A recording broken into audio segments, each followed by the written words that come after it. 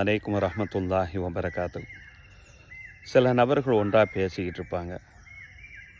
ஒருவர் மற்றொரு தரப்பில் பேசக்கூடிய நேரத்தில் அது இப்படி கிடையாது, அது இப்படி தான் சொல்லி அதனுடைய உண்மைத்தன்மையை விளக்கி கொண்டிருப்பார்.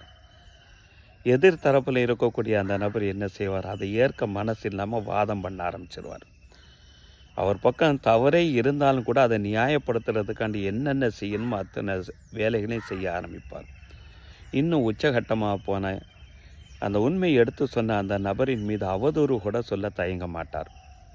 இது வாத விவாதங்களாக நம்ம அன்றாடம் பார்க்கக்கூடிய ஒரு நிகழ்வு. இது விஷயமாக மார்க்கம் என்ன சொல்கிறது? சொன்ன அபுதாவது முஸ்னத் இமாம் அஹ்மது போன்ற ஹதீஸ் நூல்களில் இந்த ஹதீஸு பதிவு செய்யப்பட்டிருக்கு.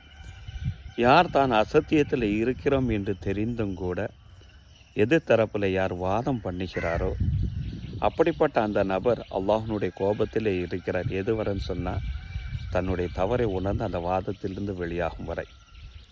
மேலும் இது விஷயமாக எதிர்த்தரப்பில் இருக்கக்கூடிய அந்த நபரின் மீது இல்லாத ஒரு குறை அவரை குறைப்படுத்த வேண்டும் என்ற ஒரு அபாண்டத்தை அவதூறை சொல்லுகிறாரோ அப்படிப்பட்ட அந்த நபர் அந்த சொல்லில் இருந்து திரும்ப மீளும் வரை மறுமை நாள ரதகத்துல் ஹபால் என்று சொல்லக்கூடிய இரத்த சகதியில் தங்க வைத்து அவனை வேதனை செய்வான் அல்லாஹ் வேதனை செய்வான் என்றார்கள் நபிகள் நாயகம் ஸல்லல்லாஹு அலைஹி வஸல்லம் அவர்கள்.